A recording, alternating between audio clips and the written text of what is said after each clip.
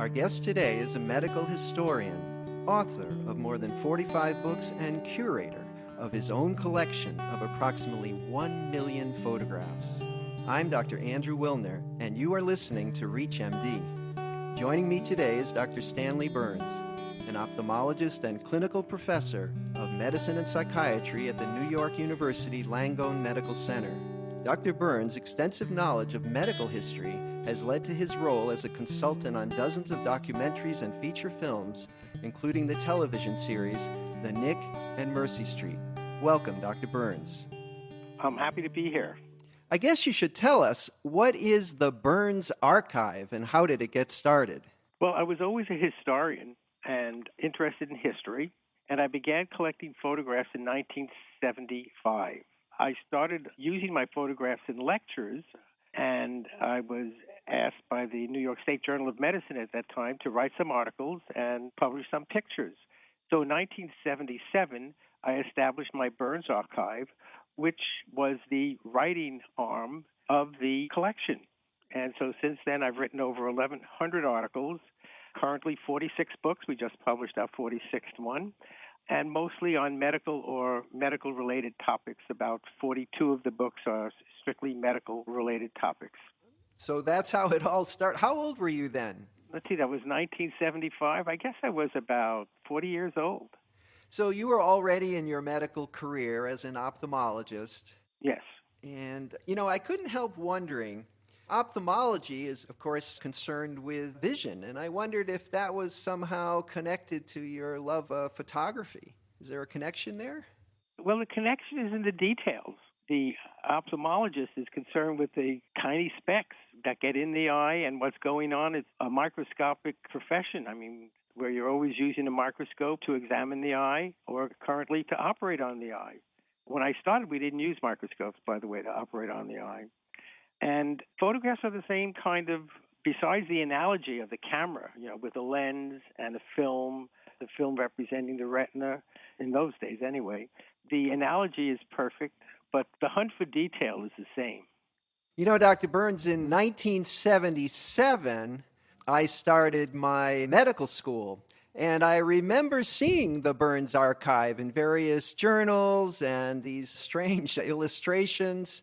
That was you. Well, at that time, people were not interested in photography. Photography had only become established as a valued document in the 1970s, and I was just at the forefront of that and began the interest worldwide, expanded and has still expanding exponentially.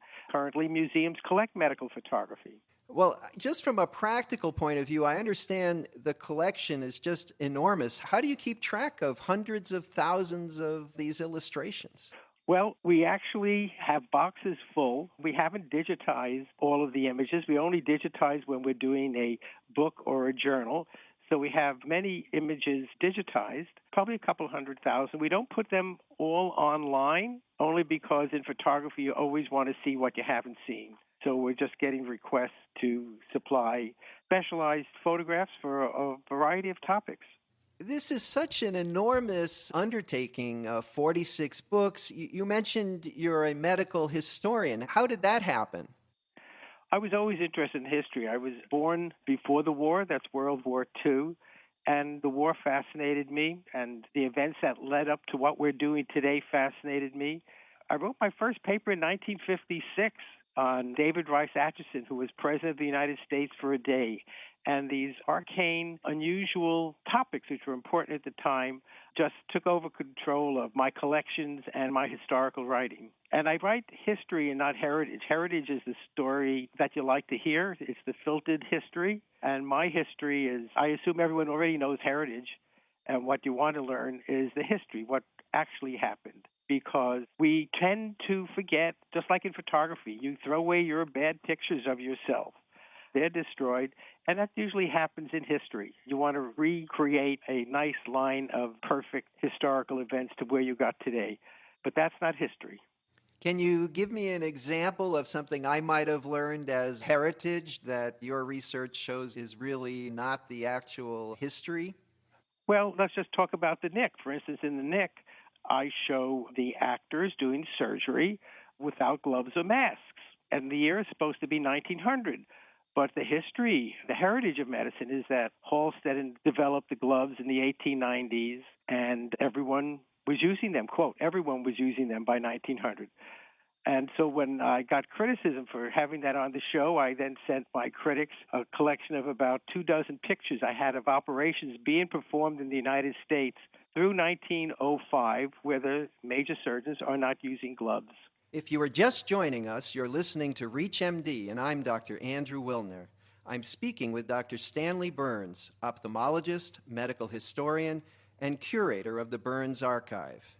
Well, as I recall, Lister's anti-sepsis philosophy was taken up very, very slowly by the medical establishment.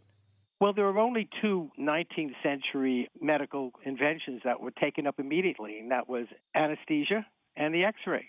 Although antiseptic surgery was developed by 1867, the proof that it wasn't well accepted was the assassination of Garfield in 1881. America's best surgeons and physicians dug their hands into his belly to look for the bullet. It wasn't until 1885 or so, with Ariped Gerst's presenting asepsis and asepsis techniques, that we finally realized that you had to be clean to do surgery. That's a fine detail that only a medical historian would really notice. I always like to use that.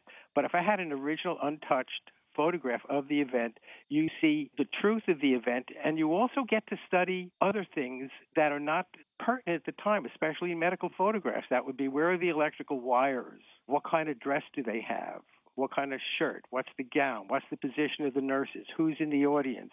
Where are the machines? How are they being operated? You'll never find that in a written description, whereas you need the photograph to be able to tell that. And because I had such an extensive photograph collection, we were able to reproduce some scenes just as they occurred.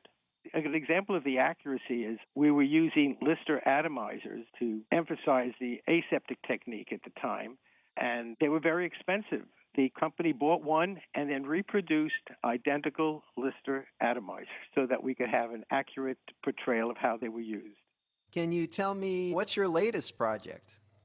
My latest project is a book called, an exhibition called Menser and Schmiss, which is the practice of German fraternity dueling, the hopeful result of which is to have a scar across your face and head.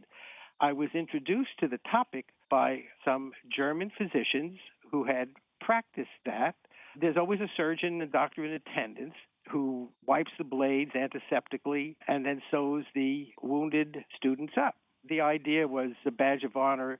It was for this person to learn to stand their ground. They could not flinch. If they flinched when they were cut, the match was over and they had to do it again till they learned not to flinch. And this is the world's first book on the topic and the first exhibition. I think there's been a couple in German written years ago, but I had those photographs. And it's a very interesting aspect of Central European and especially German culture. And the interesting part about it is that there are several fraternities still dueling for the same result, and that is to have a scar on the face. Wow. It served a purpose. You could walk into a room, and if someone had a scar, you knew they went to a elite university and belonged to an elite fraternity. Well, you certainly have an amazing curiosity. Well, I'd like to thank our guest, Dr. Stanley Burns, for joining us today. And I look forward to the opportunity of seeing some of your fascinating images. Thanks very much, Dr. Burns. Well, thank you.